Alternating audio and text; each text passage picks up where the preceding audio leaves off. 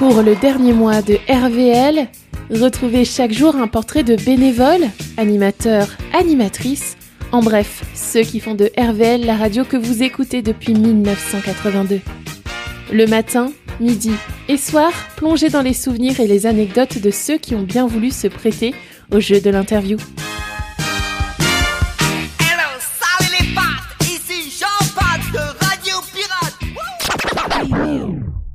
Je m'appelle donc Véronique, je suis animatrice bénévole sur Radio Vallée de la Lézarde et j'ai fait mes toutes premières émissions lorsque j'avais à peu près 16-17 ans, au moment de la création de la radio. Et j'ai participé à la création de l'association donc avec Daniel Bocquet. Donc j'étais très jeune, mais c'était très intéressant et c'était quelqu'un d'extraordinaire.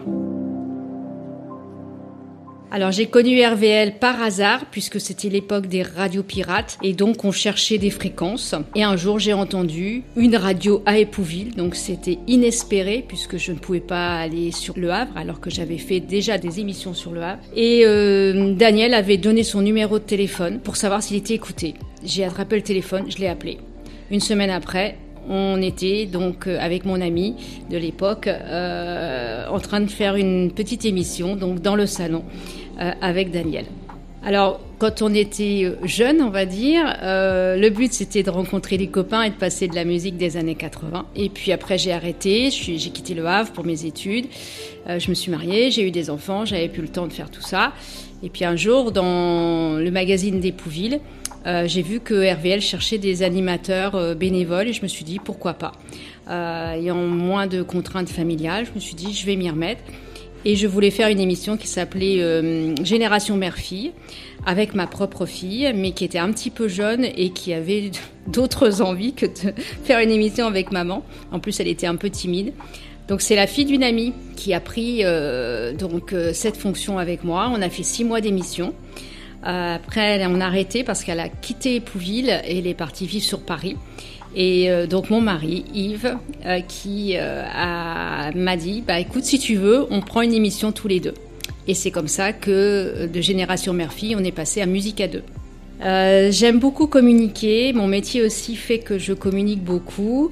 J'aime monter des émissions. Et puis RVL, c'est une grande famille, c'est des gens extraordinaires, super gentils et qui nous ont accueillis à bras ouverts.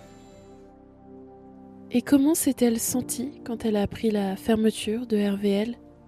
Ça fait plus de 40 ans, moi j'ai connu la création, donc c'est vrai que c'est un peu la mort dans l'âme. J'arrête de travailler au 1er septembre et j'espérais pouvoir m'investir, donc j'avais vraiment ce projet. Et en fait, mon projet tombe à l'eau.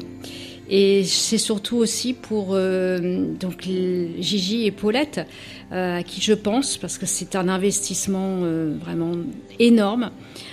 Et puis aussi donc aux salariés. Donc moi, c'est ma petite personne, c'est voilà mon plaisir. Mais derrière, il y a des salariés. Et ça c'est difficile. Oui, le souvenir, c'est que les premières émissions, c'est vrai que la toute première, c'était donc avec Daniel et son matériel dans son salon.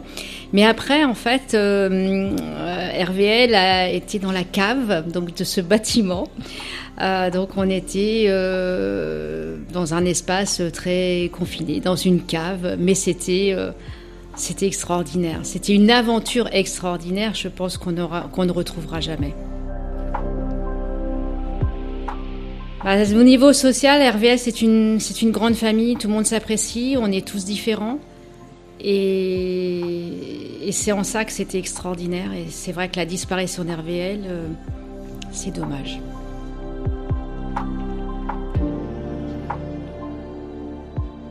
Alors, c'est vrai que pour les auditeurs, souvent, en fait, quand on fait notre émission, on ne sait pas si on est écouté. Souvent, on fait des jeux. Et il y a des moments où il n'y a pas de réponse. On ne sait pas si parce qu'il n'y a pas d'auditeurs. Et Cyril nous dit toujours, c'est pas parce que les gens ne téléphonent pas qu'il n'y a pas d'auditeurs.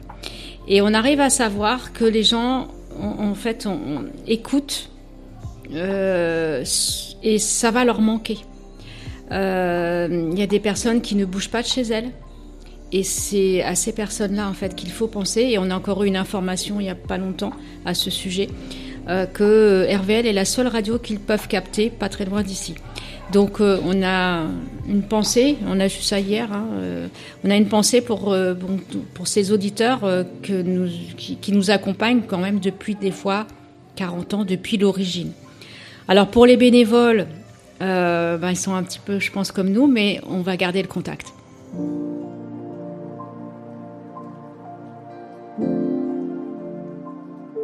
Merci à RVL.